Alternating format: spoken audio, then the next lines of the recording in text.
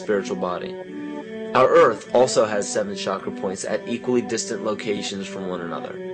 There is 1 chakra point on each continent. The root chakra is in Mount Shasta, California. The sexual chakra is in the Isle of Sun, Lake Titicaca in South America.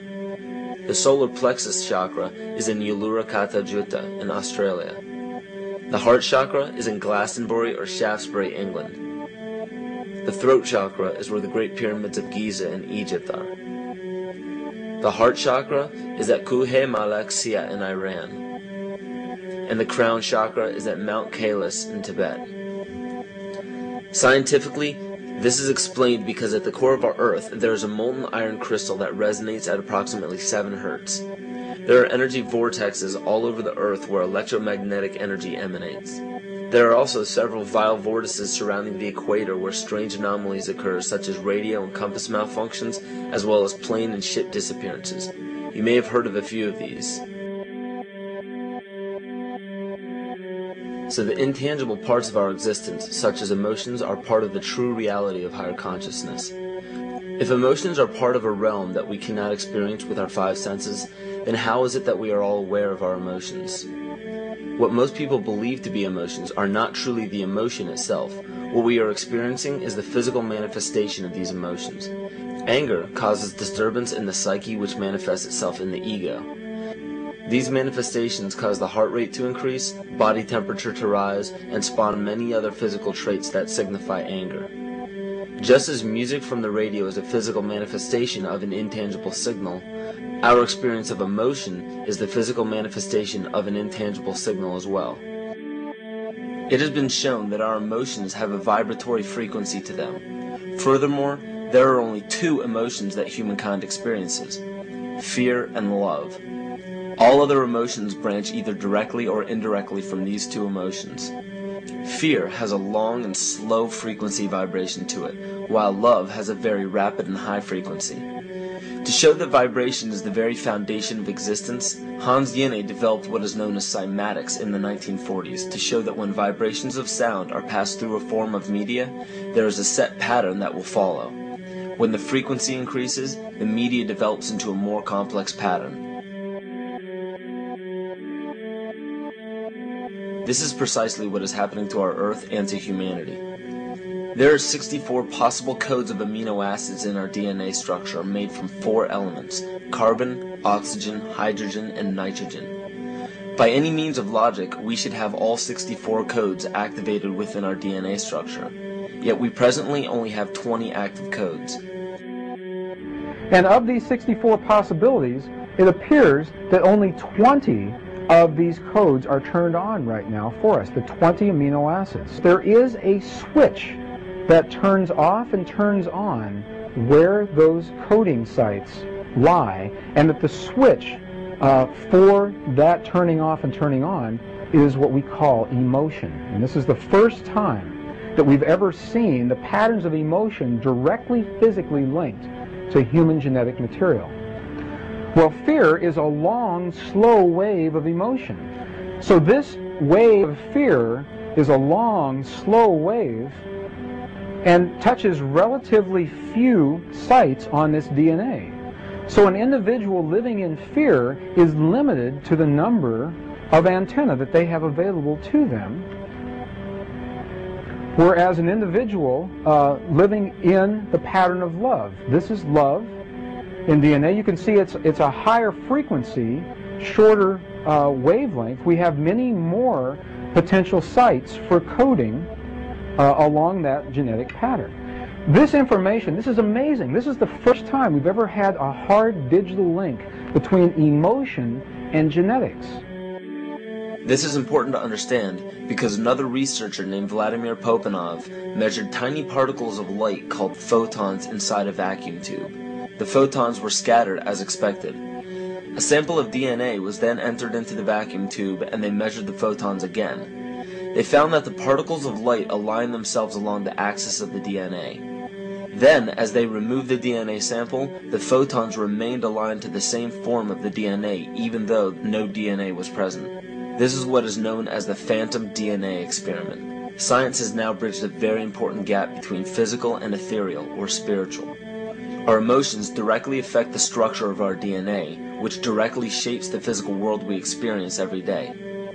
So the messages left by the ancients that we've explained here were more than just prophecies about a one-world government or a new world order. We now understand why the study of the heavenly bodies were so important.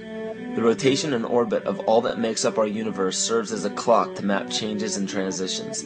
This helped the ancients understand that the change of the heavenly bodies were a mirror to the changes of all existence. December 21st, 2012 is simply a natural transition from one form of energy to the next, the transcendental evolution of man. This date is what's known as 0 point. Our sun, as well as our planet Earth, is losing its magnetic field as the Earth is slowing in its rotation. All the while, its base resonant frequency, also known as the Schumann cavity resonance, is increasing in accordance with the predictable sequence of the Fibonacci theory. At a cellular level, our bodies respond to an electromagnetic pulse. The ancients called this the sacred circuit. The cells receive this pulse from the brain, which receives its pulse from the heart, which receives its pulse from the earth. This pulse comes from the solar system, which from there comes from the galaxy, which ultimately comes from our entire universe. We literally share a pulse with all of existence. Yet another example of everything being one. For as long as scientists have been recording the Earth's pulse, it has remained at approximately 7.8 cycles per second. This was a constant fixed number until 1986 into 1987. It rapidly began increasing to about 9 cycles per second in 1996. So in one decade, it increased by about 2 cycles per second. By 2012, this pulse will be right around 13 cycles per second, just as the Fibonacci theory indicates. What does this mean for humanity?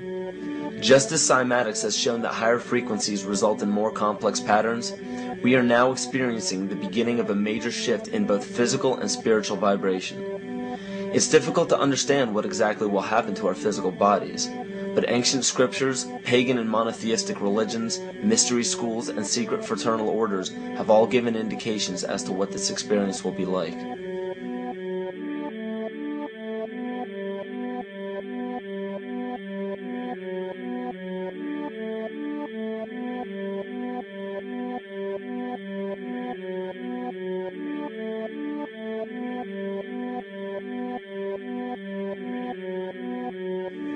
This will be the shift of the ages, the transcendental period of monumental changes to humanity.